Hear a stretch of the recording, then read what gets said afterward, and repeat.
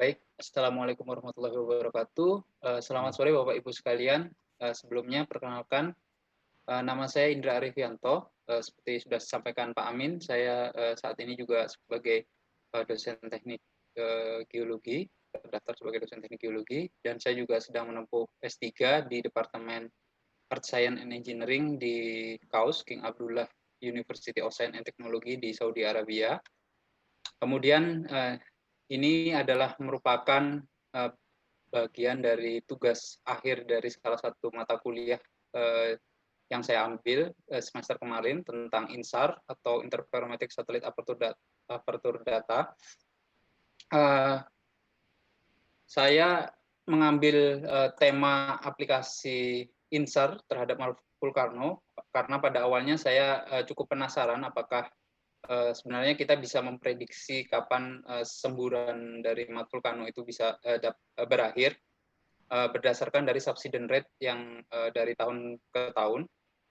Kemudian selain itu saya juga menemukan beberapa hal menarik lainnya yang dari analisis surface subsidence di area Porong dan sekitarnya ini yang akan saya presentasikan pada presentasi berikut ini.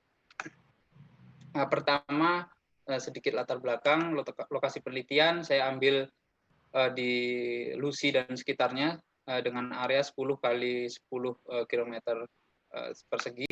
Selanjutnya sedikit tentang sejarah Lucy, mulai erupsi di tahun 2006 yang menenggelamkan Banjarpanji Village atau desa Banjarpanji karena sumur bor dan yang ditrigger oleh gempa bumi di Yogyakarta yang mengaktifasi sesar Watu Kose.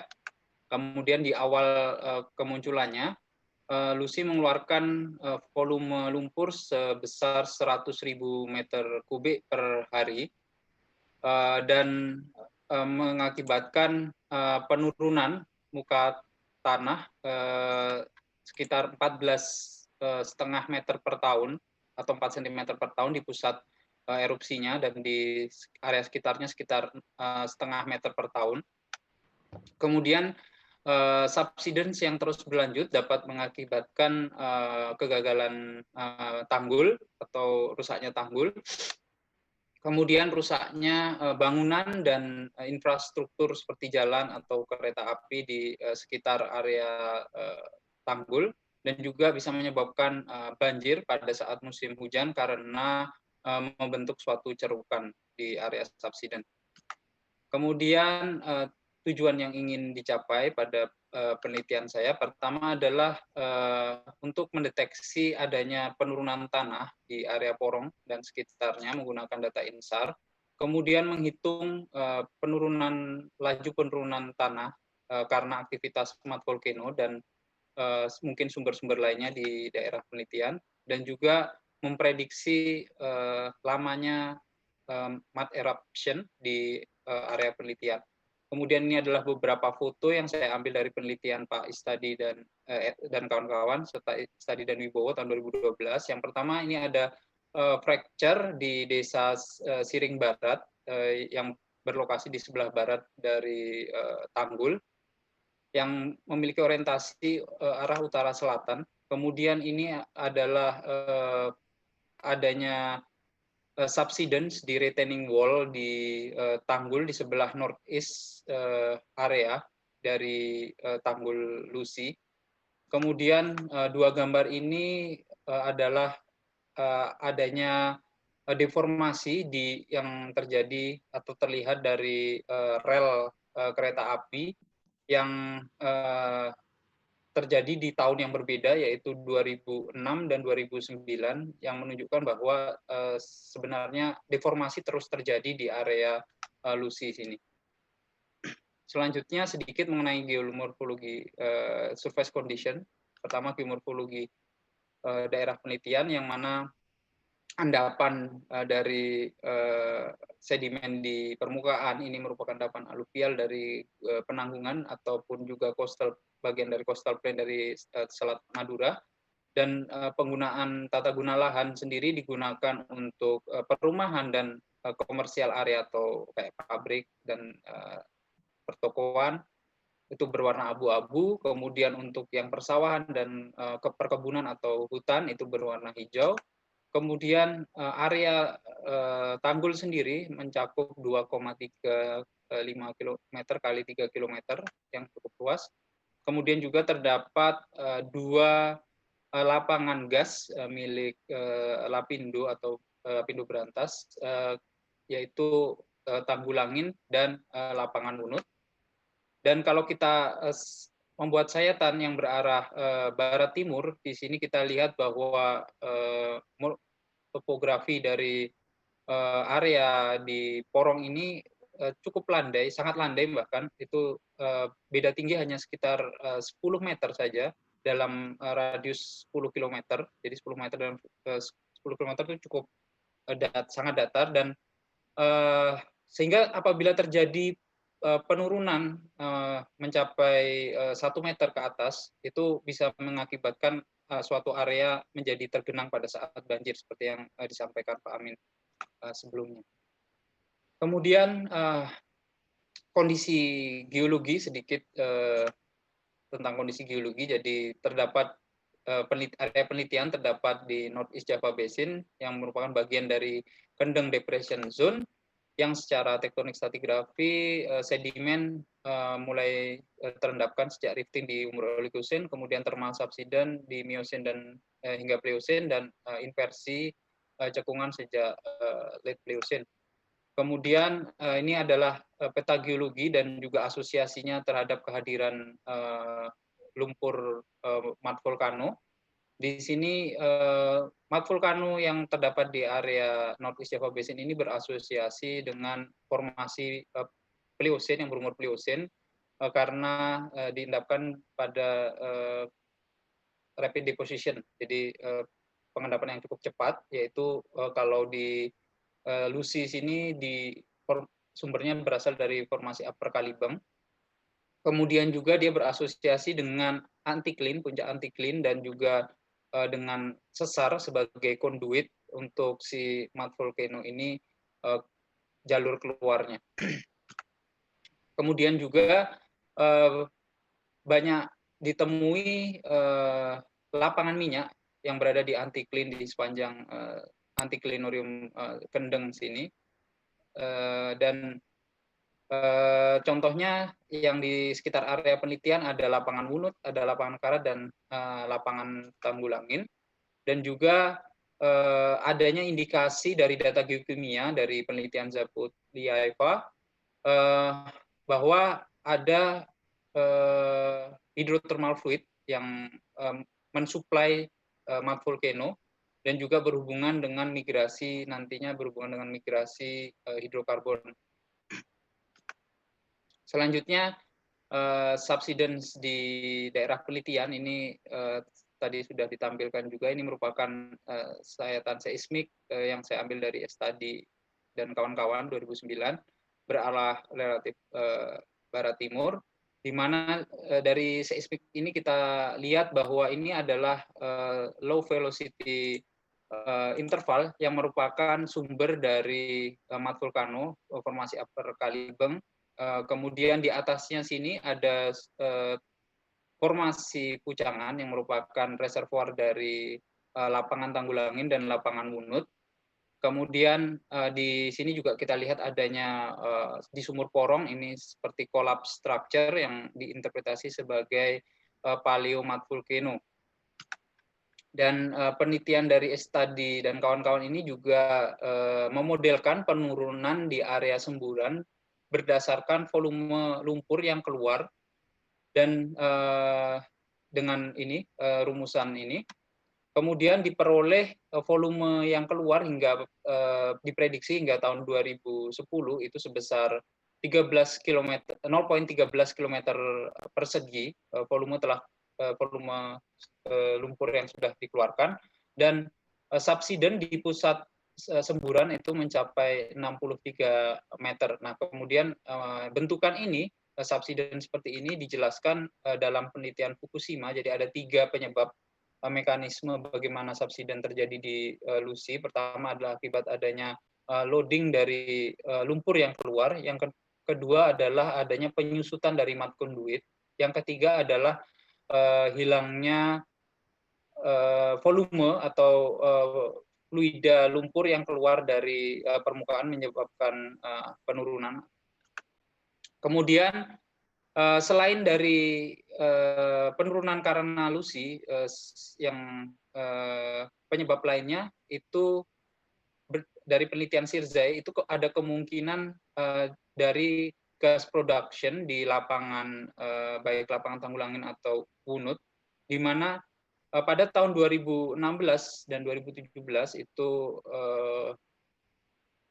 produksi itu hanya sekitar 55.000 meter kubik gas per hari, yang ditingkatkan hingga bahkan 40 kalinya targetnya di tahun 2020.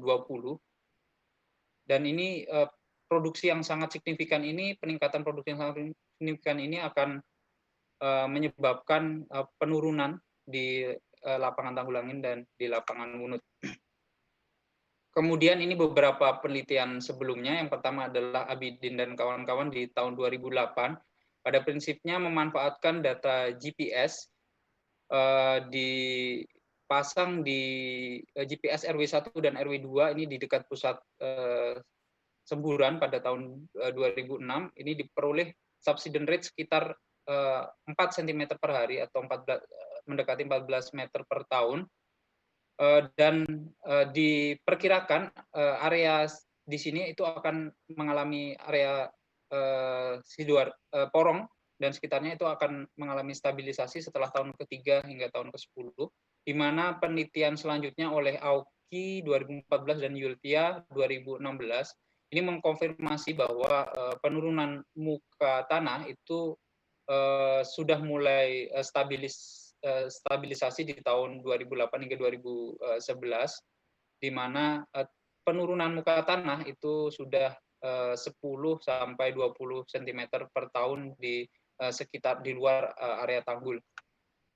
Kemudian ada penelitian lain dari Davis yang memprediksi kapan semburan akan berhenti berdasarkan volume dari fluida yang keluar, mirip seperti penelitian dari Istadi, di mana lumpur akan stabil itu pada volume sekitar 100 liter per hari, yang awalnya 100.000 turun hingga 100 liter per hari, yang dicapai pada sekitar 26 tahun sejak semburan pertama kali keluar.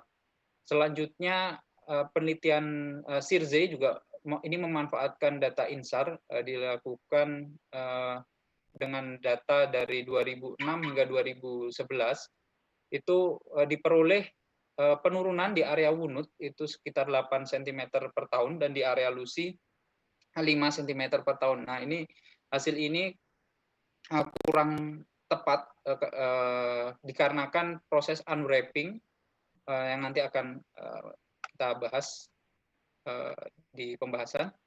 Kemudian ini adalah data yang saya gunakan untuk melakukan penelitian ini. Jadi ada data SAR, data satelit aperture radar yang diperoleh dari online, bisa diakses oleh siapa saja.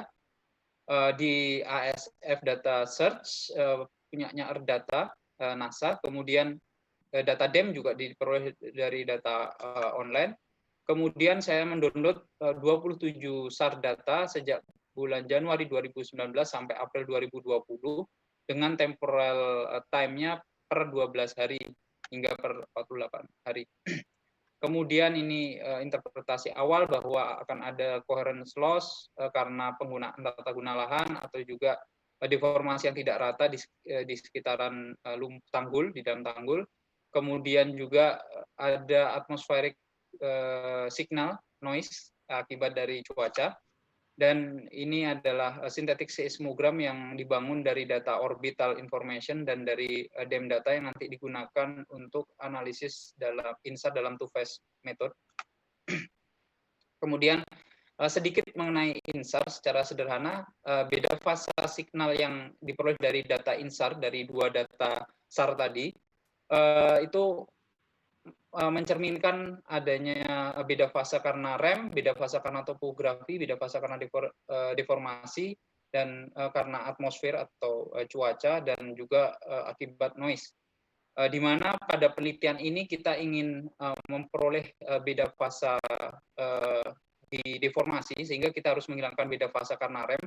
Beda fasa karena rem ini disebabkan karena jalur satelit yang berbeda, jadi setiap dia mengorbit jalurnya berbeda sehingga perlu dikoreksi. Kemudian topografi ini bisa dikoreksi dengan tadi data DEM dan data orbital, sehingga kita bisa membuat sintetik seismogram. Dan kita akan mencoba nanti pada penelitian ini, saya mencoba mengurangi efek dari noise dari atmospheric signal ini. Dan yang tidak bisa dihilangkan adalah beda fase karena noise dan tentu saja deformasi yang ingin kita cari. Kemudian ini adalah langkah-langkah umum dalam processing data INSAR. Dimulai dari step 1, data preprocessing, intinya kita memasukkan parameter-parameter seperti multi-looking, adaptive filtering, unwrapping threshold, dan sebagainya. Kemudian di langkah kedua kita melakukan co-registration dan resampling, yaitu kita memilih burst and SWOT supaya datanya lebih kecil. Di sini ada master dan slave, ini dua SAR data pada waktu yang berbeda, ditunjukkan dari ini titik-titik ini yang dihubungkan oleh garis, di mana saya men-setting maksimal spatial baseline itu 250 meter dan maksimal temporal baseline 24 hari, sehingga kalau melebihi ini data ini tidak dipakai karena hasil image-nya atau differential INSAR-nya tidak akan bagus karena deformasinya yang cukup cepat sehingga tidak terbaca dengan baik ketika proses unwrapping dan geocoding. Kemudian ini adalah hasil dari interferometrik produknya, di mana di sini kita lihat ada coherence yang baik, ini karena bangunan artificial building. Kemudian temporal correlation ini karena adanya vegetation area, seperti dilihat di sini dari data satelit Google Earth. Kemudian ada juga setelah dilakukan adaptive filtering, kita lihat hasilnya cukup semakin bagus, di mana masih terlihat ada atmospheric signal gradation di sini.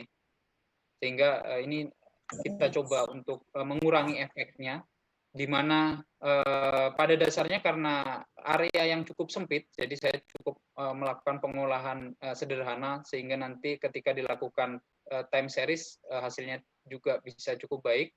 Di sini pada prinsipnya ini deformasi di seluruh area itu sekitar 1 cm dengan reference point di area sini.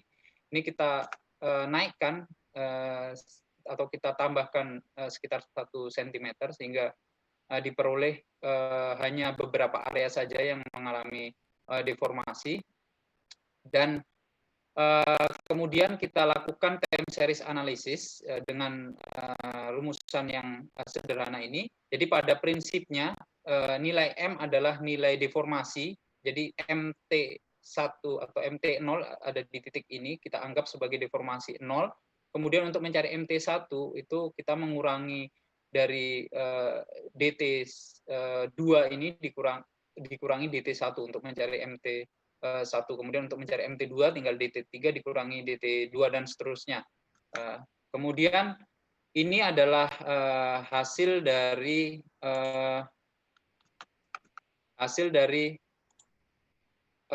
time series-nya. Jadi ya, kita play. Jadi dari kita plot di tiga titik ini. Jadi di sini adalah dari Lucy, kemudian ini adalah lapangan Tanggul Angin di titik ini, dan ini adalah di lapangan Munut. Jadi kita lihat bagaimana di lapangan Tanggul Angin ini mulai subsidence yang sangat signifikan itu sejak di bulan Oktober dia mulai subside dengan cukup cepat, dan juga di lapangan Munut ini bulan Desember. Ini disebabkan oleh kemungkinan adalah karena production capacity yang ditingkatkan di lapangan Wunut dan Tanggulangin seperti yang kita peroleh dari berita online tadi. Kemudian dari data di lapangan di LUSI sendiri saya coba plot untuk subsidence rate-nya di tahun 2020 dan di tahun 2019. Kemudian juga dari Abidin et al. Di tahun 2006 dan 2007. Kemudian prediksi dari Istadi di 2009 dan dari Sirze 2016 yang mana ketika saya plot 5 cm per tahun itu tidak tepat, artinya unwrapping tadi. Kemudian ini juga dari prediksi ini kapan lumpur akan berhenti atau mencapai titik stabil di subsidence rate sekitar 0,01 atau 1 cm per tahun itu dicapai pada tahun 2036, sama seperti dari penelitian dari Davies dari lumpur yang keluar itu sekitar 100 liter per hari itu dicapai pada tahun 2000 sekitar 30 tahunan dengan total volume yang keluar mencapai 0,15 km persegi. Kemudian beberapa hal menarik lainnya, jadi ini setelah saya akses portal online lagi bulan ini, ternyata di area tol exit Porong dan di area Jalan Flamboyan, kira-kira di sekitar daerah sini itu terjadi penurunan sekitar 2 hingga 3 cm di tanggul penahan lumpur, dan juga ini dari foto dari penelitian Istadi dan kawan-kawan, walaupun ini tahun 2009, kira-kira di daerah northeast area dari tanggul, ya kira-kira mungkin di daerah sini juga mengalami subsidence. Artinya ini penurunan ini terus terjadi hingga saat ini. Kemudian sedikit tentang penurunan di lapangan Wunut dan Tanggulangin. Di lapangan Wunut sendiri ini reservoirnya berumur Pleistocene, feldspathic arenite, dan banyak mengandung clay dengan lingkungan pengendapan di deltaic hingga distal volcanic facies dari penelitian Kusuma Stuti. Kemudian dia yang penting di sini adalah dia poorly cemented dengan porositas yang cukup baik 25-35% dan permeabilitas agak tidak terlalu baik karena dia banyak clay kontennya. Kemudian yang menarik juga adalah adanya peningkatan porositas seiring dengan meningkatnya kedalaman disebabkan karena adanya mineral dissolution dari plagioclase. Kemudian yang penting lagi adalah dia kedalamannya cukup dangkal, mulai dari 500 hingga 3000 feet kedalaman reservoir dengan ketebalan yang sangat cukup tebal, yaitu sekitar 600 meter, dengan net to gross itu sekitar mencapai 60%. Gimana menurut Geertsma tahun 73 tentang subsidence di lapangan migas, itu perlu memenuhi beberapa syarat dan juga atau semua syarat dipenuhi, antara lain adalah perubahan tekanan yang sangat cepat karena adanya produksi dalam waktu yang cepat, kemudian juga lapisan yang diproduksi itu cukup tebal, dan juga poorly cemented, lapisan atau reservoirnya poorly cemented, dan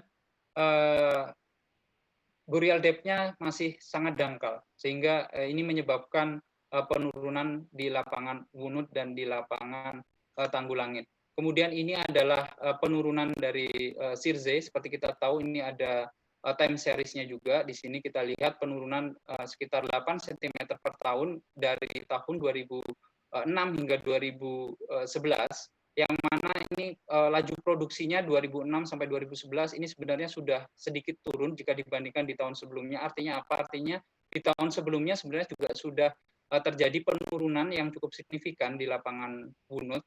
Sedangkan yang menyebabkan banjir yang sampai 70 cm di sekitar area Wunut.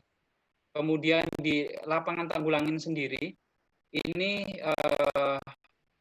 produksinya santai, artinya tidak terlalu signifikan di awal-awal tahun hingga tahun 2017. Namun kemungkinan di awal tahun 2020 atau di akhir tahun 2019 ini terjadi peningkatan yang cukup signifikan, sehingga tadi penurunannya sangat amat cepat, mencapai 6 meter per tahun, yang menyebabkan juga banjir. Terakhir kemarin saya akses bulan ini, banjir di bulan Mei itu belum surut, mencapai 25 cm kira-kira di area sini. Dan hal yang menarik lainnya adalah di titik ini baru bulan kemarin juga saya dapat info dari Pak Amin bahwa warga sekitar melaporkan adanya gas leakage di titik ini, di titik bintang ini. Kemungkinan ini kita lihat diakibatkan, dan dia terletak tepat di antara zona yang mengalami subsidence rate yang cukup tinggi dan yang tidak terlalu subside. Dan kalau diplot kira-kira ini hanya kira-kira di struktur di lapangan Tanggulangin yang ini itu menyebabkan gas leakage ke permukaan. Kira-kira kalau di patahan ini dari penelitian dari Alwi dan kawan-kawan, saya kira tadi ada Pak Muhammad Alwi dari Lapindo. Kemudian ini adalah kesimpulan dari penelitian saya. Yang pertama, pada penelitian ini kita berhasil untuk melakukan processing dan mengaplikasikan data INSAR untuk mendeteksi dan menghitung deformasi di studi area di Porong dan Sidoarjo, di mana hasilnya subsidence di area Mount Volcano itu menurun secara eksponensial, mulai dari 0,9 meter per tahun hingga 0,3 meter per tahun. Kemudian di area Tanggulangin itu peningkatan subsidence rate mulai dari 0,2 meter per tahun hingga 0,6 meter per tahun. Dan di area Wunut itu juga ada sedikit peningkatan dari 0,15 meter per tahun hingga 0,3 meter per tahun. Dan berdasarkan penelitian sebelumnya dan penelitian ini, diprediksi Lucy akan mulai stabil itu setelah setelah 30 tahun dia erupsi atau di tahun 2036. Kemudian terjadi banjir di beberapa tempat di Porong dan di Tanggulangin dan di Desa Wunut, dan juga ada gas leakage yang mungkin terjadi karena adanya subsidence yang diakibatkan oleh produksi dari gas. Kemudian untuk penelitian ke depannya, untuk supaya dari penelitian untuk prediksi ini lebih bagus, itu perlu dianalisis data-data dari INSAR yang sebelumnya, dan juga untuk di lapangan Tanggulangin dan di lapangan Wunut perlu dikonfirmasi dengan melakukan pengukuran GPS untuk di cross validasi dengan data dari INSAR. Mungkin sekian presentasi dari saya. Apabila ada pertanyaan, saya persilahkan.